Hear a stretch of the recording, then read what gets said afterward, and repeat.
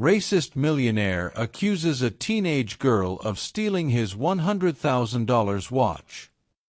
In the heart of New York City, a powerful millionaire accuses an innocent teenage girl of stealing his prized $100,000 watch. What starts as a shocking public confrontation spirals into a battle of truth, justice, and the fight against prejudice. 16-year-old Maya Williams, a hard-working student with dreams of becoming a lawyer, suddenly finds herself in the crosshairs of an influential man's baseless accusations. With her reputation on the line and the odds stacked against her, Maya refuses to be silenced. Supported by unexpected allies, she embarks on a courageous journey to clear her name and expose the deep-seated bias of her accuser. But as the truth comes to light, the stakes only grow higher. Will Maya's determination to stand up for herself bring justice in a world where wealth and privilege often win? In this gripping and inspirational story, a false accusation becomes a catalyst for change, and one young girl's bravery sparks a movement that challenges injustice at its core. It was a bright afternoon in New York City when 16-year-old Maya Williams, a brilliant high school student, was heading home after volunteering at a local community center. Maya had dreams of becoming a lawyer and was always working hard to support her single mother, who had raised her with resilience and pride. Little did she know that her day was about to take a dramatic and life-changing turn. At the luxurious Manhattan Plaza Hotel, where some of the wealthiest people in the city gathered, Ethan Maxwell, a multimillionaire known for his arrogance and privilege, was attending a private charity auction. Ethan, dressed in a tailored suit and wearing his prized possession, a rare $100,000 gold watch, oozed confidence as he mingled with the elite. Despite his wealth, Ethan harbored deep-seated prejudices and often made inappropriate comments about people who didn't share his status or background. As Maya walked by the hotel entrance, she stopped to take a moment's rest near the fountain. She had no intention of entering the extravagant world that existed within those walls, but fate had other plans. Suddenly, chaos erupted. Ethan Maxwell, looking frantically at his wrist, realized his precious watch was missing. Panic set in, and without a second thought, he stormed out of the hotel lobby. His eyes fell upon Maya, who was sitting calmly by the fountain. "There! That girl!" Ethan shouted, his voice filled with anger. "She took my watch." Maya looked up, startled and confused. She quickly stood up as hotel security rushed over to her. "Excuse me," she asked, her voice trembling with disbelief. "I don't know what you're talking about." Ethan marched toward her, his face flushed with fury. "Don't play dumb with me. You were standing here, and now my watch is gone. Do you even know how much that watch is worth? It's $100,000. A crowd began to gather, murmurs spreading like wildfire. Maya felt the weight of the eyes on her. She had never been in such a situation before, and the accusation alone felt like a punch in the stomach. "I didn't steal anything," Maya protested, her voice shaking. "I just sat down for a moment." But Ethan wasn't listening. His mind was already made up. "Call the police," he barked to the security team. "She's not going anywhere until I get my watch back." The police arrived swiftly, and without hesitation, they began to question Maya, who was visibly shaken. Ethan, full of confidence in his accusation, smirked as he watched the officers search Maya's bag, convinced they'd find the watch. But the search turned up nothing. "I told you, I didn't take it," Maya cried, tears welling up in her eyes. "I don't even know you." As the tension mounted, a young hotel staff member named Jason, who had been watching the scene unfold from a distance, approached cautiously. He had seen Ethan earlier, but something about the situation didn't sit right with him. Jason, who worked behind the reception desk, knew that Ethan had a reputation for being hostile and condescending toward people who didn't look or live like him. "Sir," Jason said carefully, addressing the lead police officer, "I think there's more to this." Ethan scowled. "Who are you? Mind your business." But Jason stood firm. "I saw Mr. Maxwell earlier today. He took his watch off at the auction to show it to someone. It's possible he misplaced it there." Ethan's face turned beet red, but he quickly brushed off the comment. "Nonsense. This girl was near me, and now it's gone." Before anything more could be said, the door of the hotel swung open, and a man in a suit rushed out, waving a gold watch in his hand. "Mr. Maxwell," he called, "I found your watch in the auction room. You must have left it there when you were showing it to the bidders." A deafening silence fell over the crowd. Maya stood frozen, her heart pounding as Ethan turned white with shock. The realization hit him like a truck. He had falsely accused Maya, humiliated her publicly, all because of his baseless assumptions and prejudice. The police, now holding the retrieved watch, looked at Maya apologetically. "It appears there's been a misunderstanding," one of the officers said. Ethan, however, wasn't about to admit his fault easily. His pride was too big to acknowledge the damage he had done. He muttered something about misplacing the watch, but didn't offer an apology. But before he could slink back into the hotel, Maya, gathering every ounce of strength she had left, spoke up. "You accused me because of what I look like. You judged me without knowing anything about me. I hope you realize what you did today was wrong." The crowd, which had been whispering amongst themselves, now looked at Ethan with disgust. Jason, feeling the injustice of the moment, stepped forward to support Maya. "She's right. You can't treat people like that." Ethan's arrogance crumbled under the weight of the truth. As he turned to leave, his face burning with shame, the hotel manager approached Maya with a look of genuine concern. "Miss, I am so sorry for what just happened here," he said. "This shouldn't have happened, and we'll be looking into how this was handled." But the damage was already done. Maya had been humiliated and publicly wronged. Yet, instead of feeling defeated, she stood tall, knowing she had spoken the truth and refused to let Ethan's false accusations define her. Jason, who admired her bravery, exchanged a look with Maya. "You handled that really well. Not many people would have stood their ground like you did." Maya smiled faintly, though her heart still ached from the ordeal. "I just didn't want him to get away with it." As she walked away from the hotel, head held high, Maya knew that this experience, while painful, had only strengthened her resolve.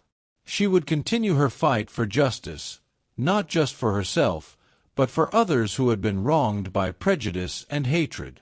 And as for Ethan Maxwell, the millionaire who had once wielded his wealth and power to crush others, his reputation in the elite circles would never be the same. The truth had come to light, and no amount of money could buy back the respect he had lost that day. As Maya walked away from the hotel, her heart still racing, she tried to process everything that had just happened.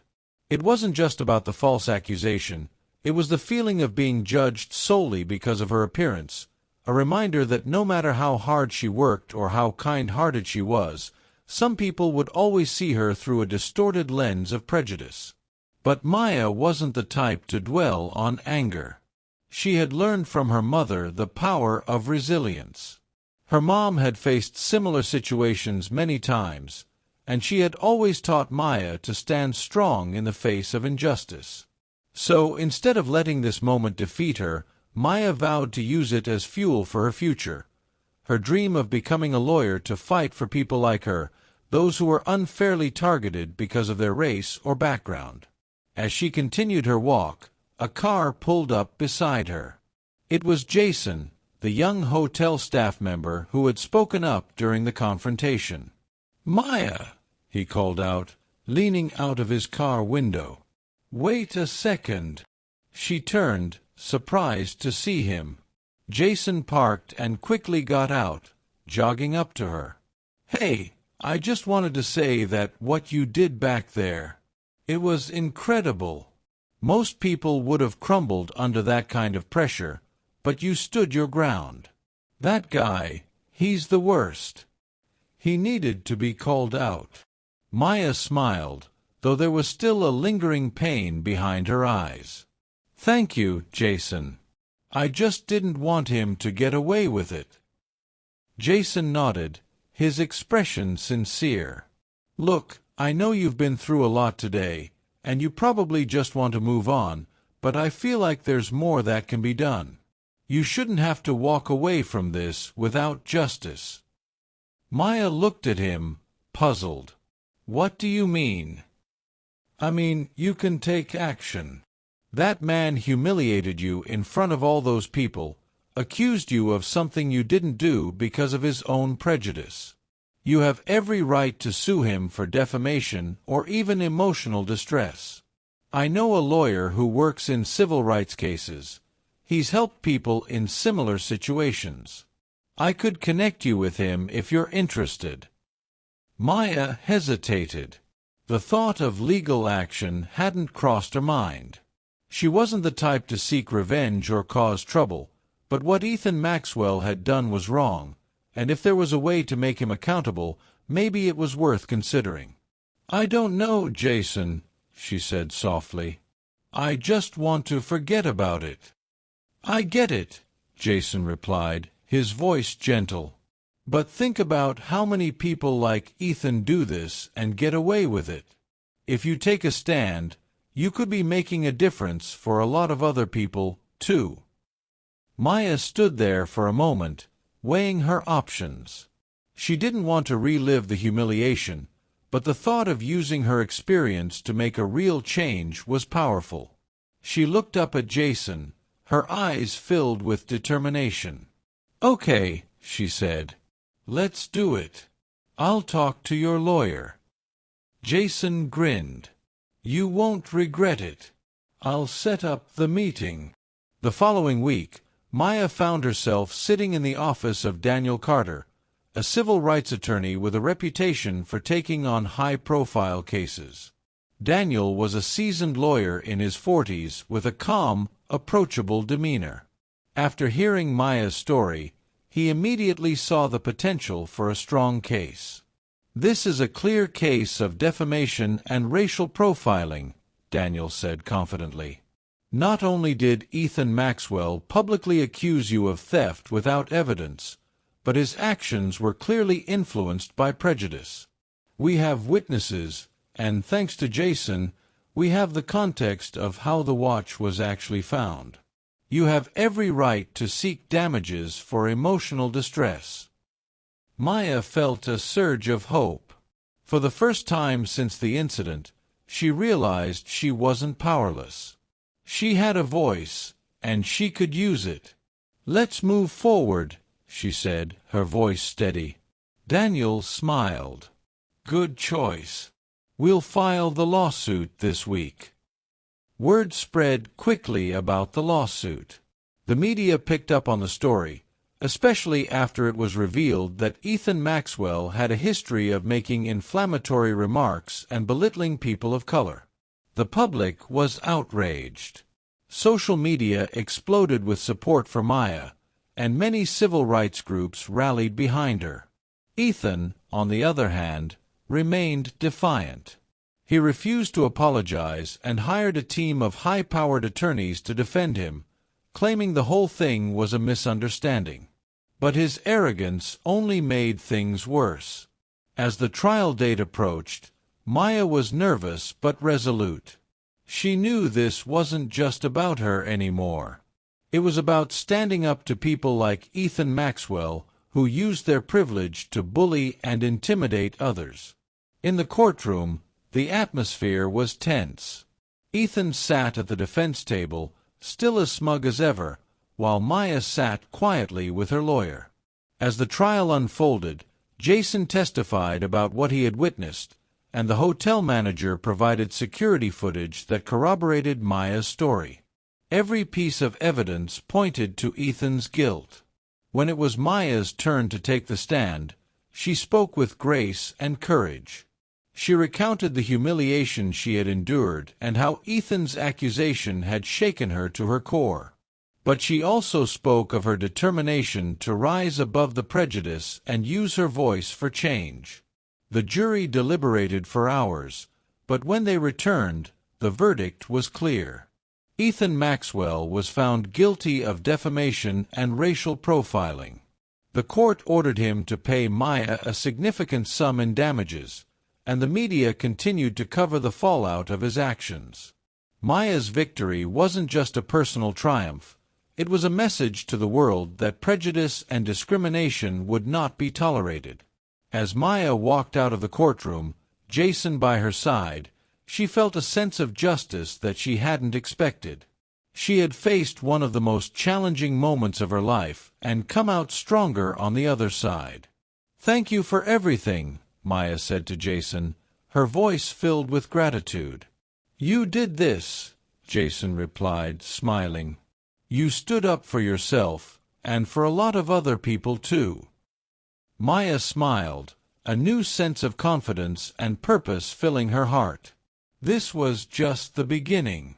She knew that her fight for justice wasn't over. There were so many others who needed help, and now, more than ever, she was determined to be their voice. In the weeks following the trial, Maya's story continued to gain attention. Civil rights organizations and media outlets hailed her as a beacon of hope for others who had been mistreated because of their race or socioeconomic status. Her victory not only exposed the systemic biases still present in society, but also inspired countless others to stand up against injustice. Maya's life began to change in ways she had never imagined. Offers for college scholarships started pouring in, and invitations to speak at conferences and events followed. Schools, community centers, and even news channels wanted to hear her story and learn from her strength. Despite all the attention, Maya remained grounded. She didn't let the newfound fame distract her from her original dream, becoming a lawyer to fight for those who couldn't fight for themselves. Her experience with Ethan Maxwell only deepened her resolve. If this could happen to her, it was happening to others, and she wanted to make sure she could help. Jason, who had been a constant support through the ordeal, became one of Maya's closest friends. Though they came from different backgrounds, they bonded over their shared values of justice and fairness. Jason admired Maya's courage, and Maya was grateful for his loyalty and belief in her from the start. One afternoon, as they sat at a cafe near the community center where Maya still volunteered, they reflected on how much had changed in just a few months. "Can you believe all this?" Jason asked, sipping his coffee.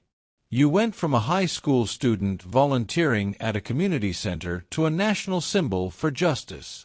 That's pretty wild." Maya smiled thoughtfully. "It is. But I don't want this to just be about me. It's about what we can all do when we stand up against what's wrong. This fight isn't over. There are so many people out there who need help." Jason nodded. "You're right.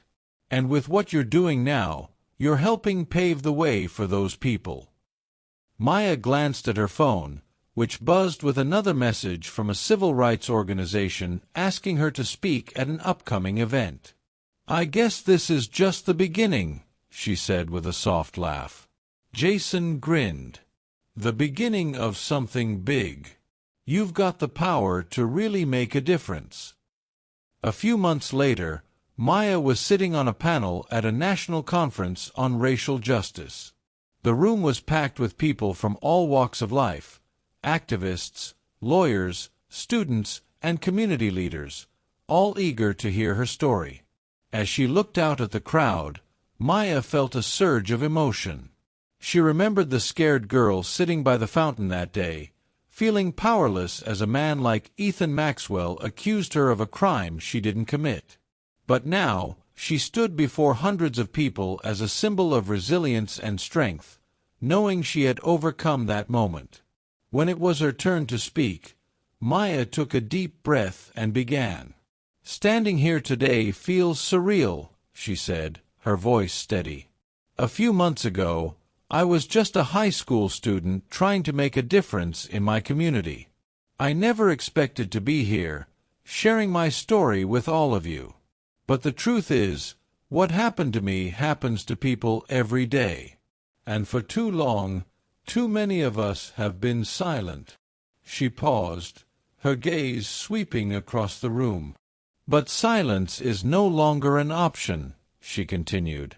"We need to stand up for what's right, even when it's hard. We need to speak out against injustice, even when it feels like the world is against us. Because the truth is, every voice matters. Every story matters." The audience erupted in applause, and Maya smiled, feeling the weight of her words. She knew that this was her calling, to use her voice to uplift others, to fight for equality, and to make sure that no one else would have to go through what she did without support. As the applause faded, Maya looked over at Jason, who was sitting in the front row, cheering her on. He gave her a thumbs up, and she laughed softly, feeling grateful for the people who had stood by her. In the years that followed, Maya went on to attend a prestigious law school, where she excelled in civil rights law. Her story continued to inspire a generation of activists and lawyers who were passionate about social justice. And true to her word, Maya never forgot the reason she started her journey in the first place: helping those who couldn't fight for themselves. Ethan Maxwell, on the other hand, faced not only public humiliation but also a significant hit to his reputation and business. His arrogance and unwillingness to admit his mistake cost him more than just his pride.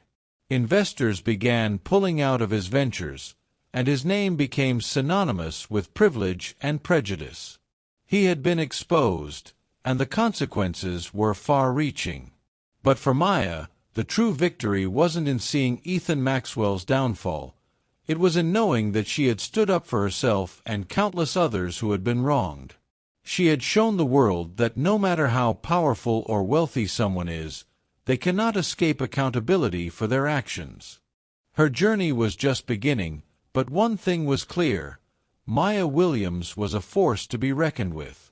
And she would spend the rest of her life fighting for justice, equality, and a world where everyone, regardless of their background, was treated with dignity and respect. The true beginning.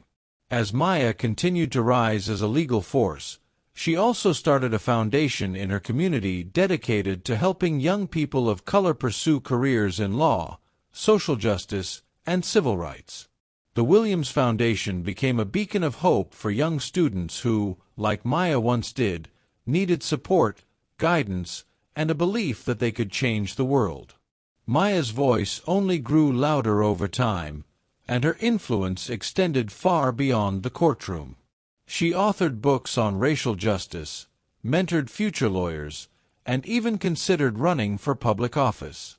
But no matter how far she went or how much she achieved, Maya never forgot where she came from.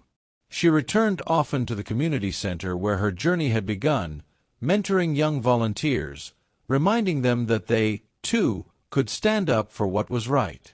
And though life had taken unexpected turns, one thing remained constant. Maya Williams had proven that one voice, one moment of courage, could spark a movement. Her story wasn't just about overcoming a false accusation, it was about transforming adversity into action, and action into change. And the world was better for it. Maya's story is a powerful reminder that standing up for what's right can change the world. In the face of injustice, one voice can spark a movement, and that voice could be yours. If you've been inspired by Maya's courage and determination, don't let it stop here. Share this story with others, and be part of the change. Speak up against prejudice, support those who fight for justice, and remember, together, we can create a world where everyone is treated with dignity and respect. Subscribe now for more empowering stories that inspire action and make a difference. Let's stand together for a better tomorrow.